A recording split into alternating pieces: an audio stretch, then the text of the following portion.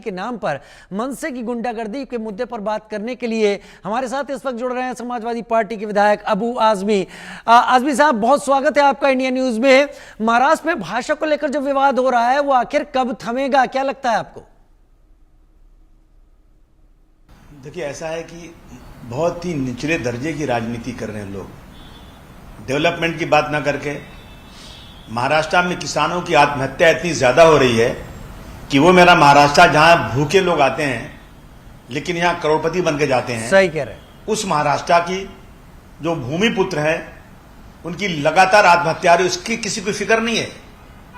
महाराष्ट्र कर्ज में डूबता जा रहा है, इसकी किसी को फिक्र नहीं है। लॉ एंड ऑर्डर की सिचुएशन बहुत खराब है, उसकी फिक्र नहीं है। लेकिन फिक्र सिर्फ है भाषा की। ये सिर्फ और सिर्फ लोगों की आंखों में धूल झोंक करके अपनी राजनीतिक जमीन तलाश करने की बात है। मैं कहना चाहता हूं मेरे मुख्यमंत्री साहब से कि आपको इसका नुकसान दूसरे प्रदेशों में होगा। आप शुरू कराइए ना, मराठी सिखाने के लिए सेंटर शुरू कराइए, सारे स्कूल कॉलेजेस में कंपलसरी कीजिए, डिपार्टमेंट में कंपलसरी है ही, पहले से कंपलसरी कीजिए। लेकिन लोगों को इस तरह से मारना, आपने देखा आप क्या किसी कारपोरेट के ऑफिस में जाकर बड़े बड़े लोगों से उन्होंने सवाल किया ना? महाराष्ट्र में रहने वाले बहुत सारे लोग जिनका पूरी भारतवर्ष में बिजनेस है, हेड ऑफिस उनकी बॉम्बे में है, वो लोग भी मराठी बार बार नहीं बोलते, अंग्रेजी बोलते हैं। आपको कोई ऑब्जेक्शन ही नहीं उस पर, लेकिन आप उनके पास नहीं जा सकते। आप बड़े बड़े हिंदी के जो फिल्म बनाने वाले लोग हैं, एक्टर्स हैं, उनसे आप बात नहीं कर सकते। आप गरीब रिक्शा चलाने वाले, सड़क पर सब्जी बेचने वाले, जी, ऑटो बेचारे अपना गांव छोड़ करके, अपने बाल बच्चों को छोड़ करके महाराष्ट्र और मुंबई के डेवलपमेंट में बड़ा हिस्सा ले रहे हैं, उन लोगों का मार रहे हैं। ये बहुत गलत है। मुख्यमंत्री जी, इस पर ध्यान दीजिए। आप रोज हो रहा है, रोज हो रहा है, रोज हो रहा है, कब तक ये होता रहेगा? आप मैंने पहले भी कहा है कि मुंबई को कलकत्ता बंगाल मत बनाओ। इस देश की राजधानी, आर्थिक राजधानी कलकत्ता थी, खत्म हो गई इसी नफरत की वजह से। एग्जैक्टली। आज मेरा महाराष्ट्र जो है ये इस देश की आर्थिक राजधानी है। ऐसी नफरतें करेंगे ना तो जो लोग अपना पेट भरने आते हैं, मजदूरी करने आते हैं, वो यहां नहीं आएंगे।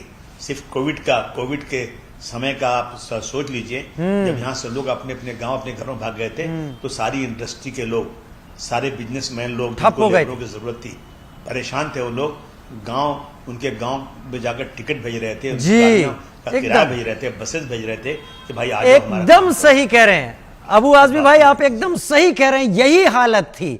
लेकिन क्या हिंदी विरोध की आवाज उठाने से मनसे को मराठी वोट मिलेगा? क्या उनको उम्मीद जो कर रहे हैं वो होगा? अगर महाराष्ट्र में लोग चाहते हैं कि यहां पे डेवलपमेंट हो, समझदार लोग होंगे, तो इस वजह से मराठी वोट कटेगा, आएगा नहीं।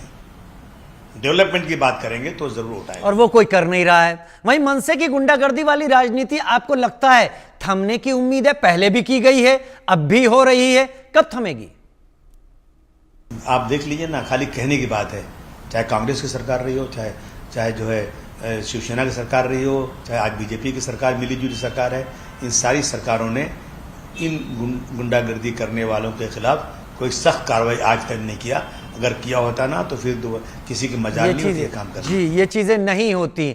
लोग कहते हैं कि भाषा तो संवाद का जरिया है, विवाद का नहीं। भाषा को मोहब्बत से परोसा जाए या जबरदस्ती? 100% भाषा का सम्मान होना चाहिए, मोहब्बत से परोसना चाहिए, लोगों को किताबें देना चाहिए, लोगों को समझाना चाहिए। मगर इतना ज्यादा कहां से ये बात पैदा हो गई? जिन लोगों की राजनीतिक जमीन खत्म हो चुकी है वो इसी भाषा के सहारे आज फिर चुन के आना चाहते हैं। चलिए सर, एक आखिरी सवाल आपसे। और क्या सियासत में अपना वजूद बरकरार रखने के लिए ठाकरे ब्रदर्स ये सब कर रहे हैं? 100% आपका सवाल बहुत सही है। बिल्कुल, सियासी अपनी जमीन तलाश करने के लिए जब कोई चीज बची नहीं है तो यही बाकी है। अगर इस भाषा के बोलने से महाराष्ट्र के तमाम किसानों की आत्महत्या रुक जाए तो मैं समझता हूं जरूर एक आदमी को मजबूर कर देना चाहिए भाषा बोलने के लिए। बहुत शुक्रिया हमारे साथ जुड़ने के लिए, वक्त निकालने के लिए अबू आजमी साहब आपका। उधर महाराष्ट्र में भाषा के नाम पर छिड़ी लड़ाई और मराठी के नाम पर हो रही